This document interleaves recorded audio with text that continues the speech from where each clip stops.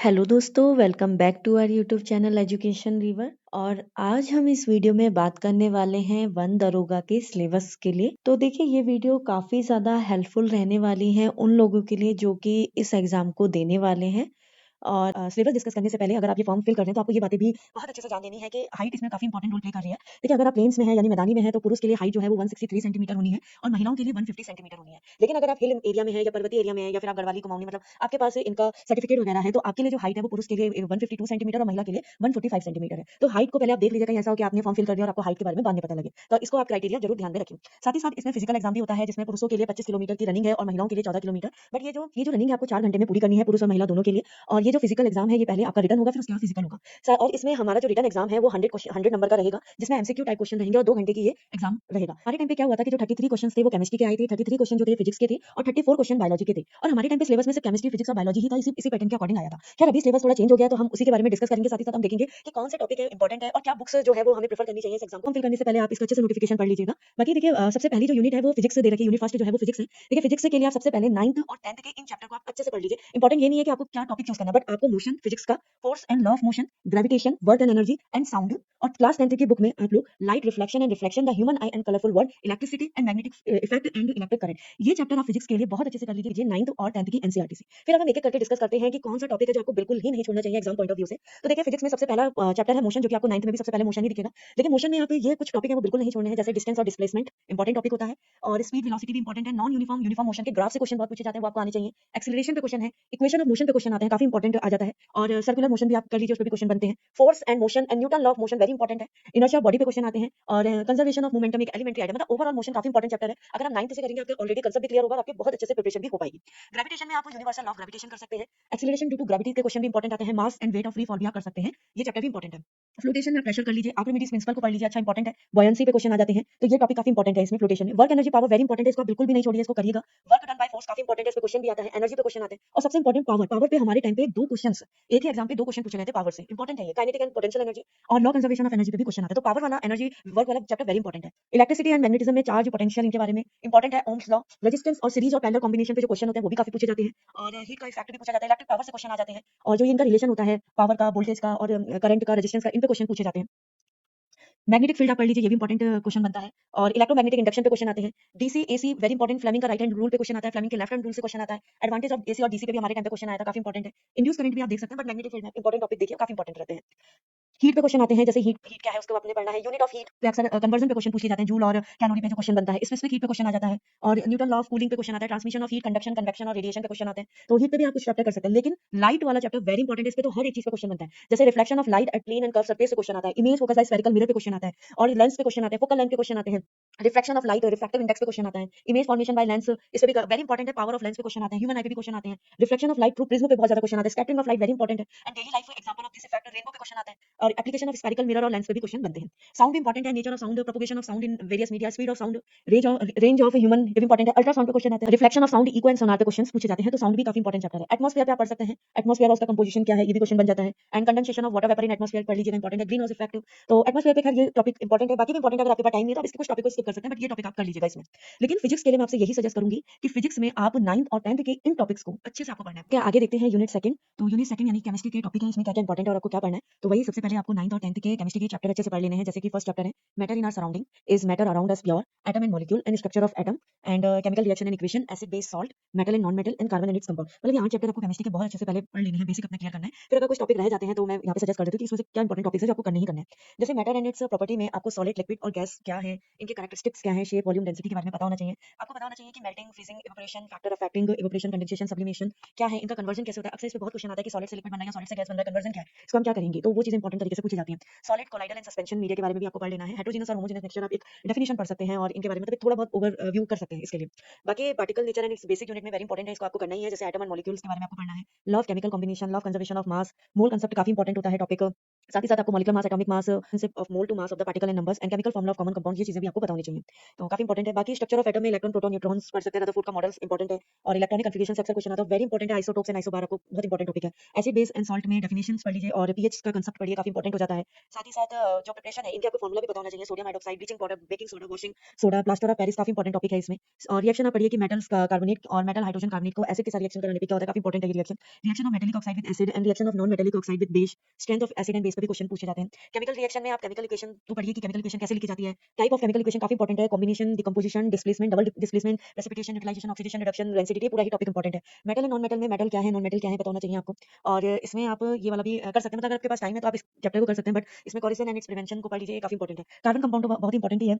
इसमें आपको covalent bonding in carbon compound पता होना चाहिए। Nomenclature of carbon compound, functional group important है। सैचुरेट, अनसैचुरेटेड हाइड्रोकार्बन्स क्या होते हैं। फिर इसके बाद केमिकल प्रॉपर्टीज, रिएक्शन क्या है, combustion, oxidation, addition reaction, substitution reaction and properties and use of ethanol and ethanoic acid भी आपको पता होना चाहिए। एंड पीरियोडिक टेबल तो आप अच्छे से पढ़ लीजिए। मॉडर्न पीरियोडिक टेबल पे अक्सर क्वेश्चन पूछ लिए जाते हैं, तो वो तो इंपॉर्टेंट है। बाकी अगर आप बेसिक भी यहाँ से क्लियर करेंगे तो आपके बहुत क्वेश्चन जो है वो सॉल्व हो जाएंगे केमिस्ट्री के।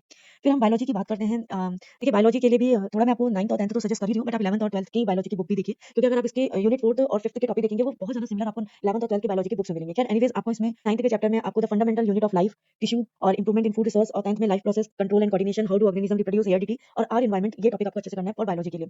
और अगर हम बायोलॉजी के बारे में बात करें तो सबसे ज्यादा इंपॉर्टेंट टॉपिक है सेल, इसको आपको बिल्कुल पढ़ना ही पढ़ना है। प्रोकैरियोटिक, यूकैरियोटिक सेल्स क्या होती हैं, ऑर्गेनल्स के बारे में पढ़ना है कि plasma membrane, cell wall, chloroplast, mitochondria, endoplasmic reticulum, Golgi operators, nucleus, chromosome, cell division आपको अच्छे से करना है। डीएनए और RNA, nucleic acid very important आ जाता है। DNA replication, transcription, translation, origin of life, basic concept of evolution, काफी इंपॉर्टेंट चैप्टर है जिसमें डाइवर्जन और कन्वर्जन इवोल्यूशन पे क्वेश्चन आते हैं। मेंडल ऑफ इनहेरिटेंस इंपॉर्टेंट है। Linkage, crossing over, sex determination, sex link inheritance, mutation काफी इंपॉर्टेंट है। बाकी बायोलॉजिकल डाइवर्सिटी जैसे प्लांट में और एनिमल के लिए आप लोग 11th की बायोलॉजी बुक भी ले सकते हैं, बहुत अच्छे से दिया है और आप इजी तरीके से कर सकते हैं। फिर आप ये नोमेनक्लेचर कैसे लिखे जाते हैं, मतलब साइंटिफिक नेम कैसे लिखे जाते हैं, जीनस पहले आता है या स्पीसीज आता है, वो कांसेप्ट आपको क्लियर कीजिएगा तो बहुत इंपॉर्टेंट है ये। लाइफ प्रोसेस में फोटोसिंथेसिस, रेस्पिरेशन इंपॉर्टेंट टॉपिक आता है। टिश्यू में टिश्यू सिस्टम इंपॉर्टेंट है, आप बहुत अच्छे से कर सकते हैं।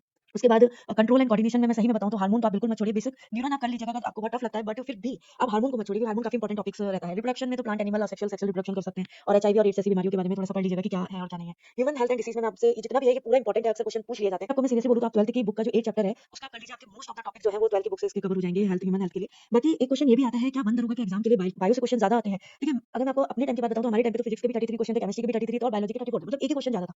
तो वेटेज तो मतलब बिल्कुल इक्वल ही है, तो आप ये नहीं कह सकते कि बायो के ज्यादा आएंगे। बाकी बस हाँ ये है कि आप अपना जो है कमांड किसी दो सब्जेक्ट में तो बहुत अच्छी बनाइए, जैसे कि बायो में ज्यादा अच्छी बनाइए या फिजिक्स में ज्यादा अच्छी बनाइए, मतलब जो भी आपका इंटरेस्ट है, जो भी है, मतलब आपके क्वेश्चन जो है ना उसमें नेगेटिव मार्किंग ना हो पाए, बस इतना ध्यान रखिए कि वो सब्जेक्ट आपकी पकड़। चलिए यूनिट 4 देखिए। यूनिट 4 कुछ नहीं है, ये भी बायोलॉजी के ही कुछ टॉपिक्स है। यूनिट 4 के लिए मैं आपको सिंपल 11th और 12th, मेनली 12th की बायोलॉजी के ये चैप्टर आप कर लीजिए, काफी इंपॉर्टेंट है। इससे आपके सारे के सारे डाउट सब क्लियर हो जाएंगे। Organism and population, ecosystem, biodiversity and conservation, ये जितने भी टॉपिक आपको यूनिट 4 में दिए हैं सिलेबस में, ये सब कवर हो जाएंगे। बाकी हम इंपॉर्टेंट टॉपिक्स के बारे में बात करते हैं कि क्या क्या इंपॉर्टेंट टॉपिक है। Natural resource and their conservation में आप कर सकते हैं, आपको पता होना चाहिए रिन्यूएबल और नॉन रिन्यूएबल रिसोर्स से क्या है। Source of energy, fossil fuel, solar energy, wind, water, tidal, wind, water, nuclear energy and biogas, तो ये टॉपिक आप कर सकते हैं, इंपॉर्टेंट है। बायोडायवर्सिटी के लिए मैं आपको बोल चुका हूं 12th के बहुत अच्छे से देख लीजिए, मैं आपको डेफिनेशन भी दी है और बहुत छोटा चैप्टर है, बहुत मजेदार चैप्टर भी है, हॉट स्पॉट ऑफ बायोडायवर्सिटी, ये आप कर सकते हैं। अगर मुझे टाइम मिला तो मैं डेफिनेटली कुछ वन लाइनर बनाऊंगी और जो काफी एग्जाम पॉइंट ऑफ व्यू से इंपॉर्टेंट रहेंगे। फिर हम इकोलॉजी और एनवायरमेंट की बात करते हैं, तो ये तो खैर पूरा टॉपिक इंपॉर्टेंट है, इसमें आप एक भी टॉपिक को मत छोड़िए। इकोसिस्टम इंपॉर्टेंट है, important ecosystem type with special emphasis on forest ecosystem का इंपॉर्टेंट है। बायोटिक कंपाउंड्स क्या है, न्यूट्रिएंट साइकिल क्या है, हाइड्रोलॉजिकल साइकिल क्या है, trophic level very important, food web important, ecological pyramid से क्वेश्चन आते हैं, एनर्जी फ्लो से क्वेश्चन आते हैं, soil of different ecosystem, soil erosion पे क्वेश्चन आते हैं, environment, pollution, pollutant, biodegradable and non biodegradable पे क्वेश्चन आते हैं, ozone depletion, environment legislation including forest policy legislation, important topic है। वाइल्ड लाइफ इंपॉर्टेंट है, conservation and use and activity in Situ conservation आप पढ़िए, इंपॉर्टेंट है। और common name and common wild life, reptile, bird and mammals important है, with special reference to Uttarakhand के बारे में आपको पता होना चाहिए। And protected area, sanctuary Uttarakhand में कितनी है, नेशनल पार्क कितने, बायोस्फीयर रिजर्व कितने, Ramsar sites are very important. India के बारे में तो पता होना चाहिए, ये भी पता होना चाहिए आपको। Project tiger, project elephant and musk deer important है। Red data books very important है। तो ये तो खैर आपको ये टॉपिक मेरे ख्याल से नहीं छोड़ना चाहिए, इस यूनिट पे आपको विशेष तौर पे ध्यान देना चाहिए। और बुक्स मैं आपको सजेस्ट कर रही हूँ 11th और 12th की बायोलॉजी की बुक ले लीजिए, या फिर आप गूगल से भी देख सकते हैं, ये काफी इंपॉर्टेंट रहने वाली है। चाहे आप मैथ्स के भी स्टूडेंट क्यों ना हो, बट आप ये बुक्स के इन टॉपिक्स को अच्छे से कर लीजिए, आपका कांसेप्ट बहुत अच्छे से क्लियर होगा। ठीक है, फॉरेस्ट्री कर सकते हैं तो करिए, नहीं कर सकते हैं तो कुछ टॉपिक्स आपको उन्हीं बुक्स में मिल जाएंगे। फिर आप इसके कुछ टॉपिक्स में जैसे कि जो इंपॉर्टेंट है, जैसे फॉरेस्ट इन उत्तराखंड एक पढ़ लीजिए, important timber plant and minor forest product के बारे में देख लीजिए, water harvesting and check dam के बारे में पढ़ लीजिए, सोशल फॉरेस्ट्री पढ़ लीजिए, एंटोमोलॉजी क्या है, पैथोलॉजी क्या है, ये पढ़ लीजिए, फॉरेस्ट मेंसुरेशंस क्या है। तो कुछ टॉपिक्स जो आपके पास अगर टाइम है तो आप कर सकते हैं। अगर ये चैप्टर छोड़ना भी है तो बट इन टॉपिक्स को आप देख लीजिए एक बार। वाटर हार्वेस्टिंग इंपॉर्टेंट है and important timber plant important है और फॉरेस्ट इन उत्तराखंड भी इंपॉर्टेंट है। उसके बाद अगर हम यूनिट 5th में चलते हैं तो एग्रीकल्चर दे रखा है, इसके भी कुछ टॉपिक है, इसके लिए भी मैं आपको बुक्स जो है वो 11th और 12th की सजेस्ट करूंगी। 11th में अच्छे से एनिमल हस्बेंड्री पे भी कुछ पूरा एक टॉपिक है और प्लांट पे भी दे रखा है, तो वहां से इसके कांसेप्ट क्लियर कर सकते हैं। और इसके कुछ इंपॉर्टेंट टॉपिक जैसे कि आपको पता होना चाहिए कि एग्रीकल्चर क्या है, एग्रो फॉरेस्ट्री क्या है, सिल्वीकल्चर क्या है, ये इनके बारे में मालूम होना चाहिए, डेफिनेशन पता होनी चाहिए। फिर उसके बाद classification and use of fertiliser, manual इनके बारे में पता होना चाहिए, ऑर्गेनिक फार्मिंग के बारे में पता होना चाहिए, सीड के बारे में पता होना चाहिए कि सीड का जर्मिनेशन, उसका टाइप, उसकी डोरमेंसी के बारे में पता होना चाहिए, क्रॉप में आपको सॉइल क्लाइमेट के बारे में पता होना चाहिए। और इसमें से कुछ इंपॉर्टेंट टॉपिक में, जैसे कि ये काफी इंपॉर्टेंट टॉपिक हो जाता है, major disease in crop caused by micro bacteria fungi virus and their prevention. ये आपको 11th की बायोलॉजी की बुक में अच्छे से क्रॉप का दे रखा है, उसमें आप टॉपिक कर सकते हैं, वो चैप्टर पूरा करेंगे आपको ऑलमोस्ट कवर हो जाएगा टॉपिक। फिर उसके बाद न्यूट्रिशन इन प्लांट के लिए मैक्रोन्यूट्रिएंट माइक्रोन्यूट्रिएंट ये भी 11th की बुक में अच्छे से दे रखा है। Deficiency and toxicity symptom of essential nutrient ये भी बहुत अच्छे से दे रखा है। Carbon and nitrogen cycle, nitrogen fixation ये भी आपको मतलब बायोलॉजी की बुक में अच्छे से दे रखा है, इजी तरीके से कर सकते हैं। प्लांट ग्रोथ रेगुलेटर में auxin, gibberellin, cytokinin, abscisic acid, ethylene कर सकते हैं, फोटोपैराडिज्म, वर्नलाइजेशन, ये काफी इंपॉर्टेंट टॉपिक है। ये तो मतलब आप करिएगा, इससे एक दो क्वेश्चन तो बन ही जाएगा, ये इंपॉर्टेंट है topic. Basic statistical analysis, mean median mode, please इसको मत छोड़िए, तो काफी इंपॉर्टेंट है टॉपिक। फिर live stock, animal husbandry, poultry, piggery, apiculture, sericulture, fishery, ये सारे टॉपिक भी आपको पता होने चाहिए। बेसिकली डेफिनेशन आपको पता होनी चाहिए, कभी-कभी डेफिनेशन पे भी क्वेश्चन बन जाते हैं। एक चीज और, आपको जनरल नॉलेज जो कि साइंटिफिक दे रखा है, करंट अफेयर जो कि साइंटिफिक एडवांसमेंट में है, वो आपको भी करने हैं, वो भी आपको पढ़ के जाना है इसके लिए। फिर अगर अब हम 6 यूनिट की बात करते हैं जो कि मैथ्स से है। देखिए, अगर टू बी ऑनेस्ट मैं अगर अपनी बात बताऊं तो मेरी मैथ्स तो अभी इतनी अच्छी है नहीं, क्योंकि मैं बायोलॉजी स्टूडेंट थी। बट अगर अभी मैथ्स दे रखा है तो ऐसा नहीं है कि आपको ये छोड़नी है यूनिट, आपको इसके भी करना है, मतलब कुछ इंपॉर्टेंट टॉपिक तो कर लीजिए ताकि आपका सिलेक्शन हो जाए। और इसके लिए आप 9th और 10th की एनसीईआरटी बुक्स ले सकते हैं, क्योंकि मैंने अपने कुछ दोस्तों से पूछा था, उन्होंने मुझे यही बोला कि एनसीईआरटी बुक बेस्ट है मैथ्स के लिए। बाकी मार्केट में बहुत सारी बुक्स अवेलेबल है जिसमें मैथ्स का कांसेप्ट क्लियर हो जाता है। खैर, इसमें आपको रियल नंबर इंपॉर्टेंट है, रैशनल और इरेशनल नंबर आपको पता होना चाहिए, and root of real number important है, ये आप कर सकते हैं। अलजेब्रा कर लीजिएगा, काफी इंपॉर्टेंट है अलजेब्रा में भी, जैसे लीनियर इक्वेशन पे क्वेश्चन आ जाते हैं इन 1 and 2 variable, and arithmetic progression पे क्वेश्चन बनते हैं, वो आप देख लीजिएगा, काफी इंपॉर्टेंट है। एंड कोऑर्डिनेट ज्योमेट्री में graphical solution and linear equations पे क्वेश्चन देख लीजिए। ज्योमेट्री में आप ट्रायंगल से क्वेश्चन जो बनते हैं वो देखिए, सर्कल के question and theorem very important आ जाता है इसमें। और मेंसुरेशन वाला चैप्टर तो प्लीज कर ही लीजिए, क्योंकि इससे क्वेश्चन बनेगा ही बनेगा। Area and perimeter of plane figure, surface area, volume of cube, cuboid and sphere and cylindrical and cone, ये भी इंपॉर्टेंट है।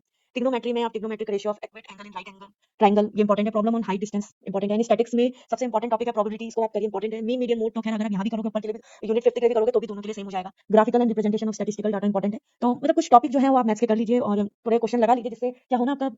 तो अभी हम लोगों ने सिलेबस तो डिस्कस कर लिया है। बाकी अगर हम बुक्स की बात करें कि कौन सी बुक्स प्रेफर करनी, मतलब पढ़नी चाहिए, अगर मैं आपको प्रेफर करूं तो देखिए 9th और 10th की एनसीईआरटी तो आपको अच्छे से करनी है, चाहे वो फिजिक्स के टॉपिक हो, चाहे बायोलॉजी के टॉपिक हो, चाहे केमिस्ट्री के हो। बाकी 11th 12th की बायोलॉजी के मैं ऑलरेडी सिलेबस में डिस्कस कर चुकी हूं कि आपको कौन-कौन से चैप्टर ध्यान देने हैं, कौन-कौन से चैप्टर को आपको बिल्कुल ही करना ही है। पूरी बुक नहीं करनी है, बट कुछ इंपॉर्टेंट टॉपिक्स आप कर सकते हैं 11th और 12th की बुक से। मैथ्स के लिए 9th 10th की एनसीईआरटी ले लीजिए, या फिर आप एक काम कीजिए, कुछ टॉपिक के लिए यूट्यूब वीडियोस भी आप देख सकते हैं। प्रीवियस ईयर के लिए देखिए मैं कोई स्पेशल बुक रिकमेंड नहीं कर रही, यहाँ पे मैंने यूपीएससी के लिए जस्ट एक दिखाने के लिए बताई है। बाकी आप बंद होगा कि एग्जाम के लिए कोई भी प्रीवियस ईयर बुक उठा सकते हैं जिसमें दिए हो, या मॉक टेस्ट भी आप सीरीज भी चलती है यूट्यूब पे भी या गूगल पे भी, आप ले सकते हैं, कोई भी ले लीजिए। बस आपको कांसेप्ट पता होना चाहिए, आपको पता होना चाहिए कि अगर ये क्वेश्चन सही है तो क्यों सही है, अगर ये क्वेश्चन गलत है तो क्यों गलत है। तो वो कांसेप्ट आपको बहुत अच्छे से मालूम होना चाहिए। एंड स्ट्रेटजी के बारे में बात करेंगे कि ये तो मान के चलिए कि 2 महीने का टाइम तो है, तो हम 2 महीनों में ऐसी क्या तैयारी करें कि हमारा बिल्कुल बेसिक से एडवांस लेवल तक हमारा सिलेक्शन हो जाए। तो बाकी आप नेक्स्ट वीडियो भी पक्का देखिएगा, और बाकी ऑल द वेरी बेस्ट। अगर आपको वीडियो अच्छी लगी तो आप प्लीज लाइक कीजिए, और आप लोग कमेंट भी कर सकते हैं आपका जो भी क्वेरीज होंगी। और आप लोग प्लीज तैयारी कीजिए, पढ़ते रहिए, और होपफुली आपका भी एग्जाम ये क्लियर हो और आप भी मेरे को इस डिपार्टमेंट में मिले।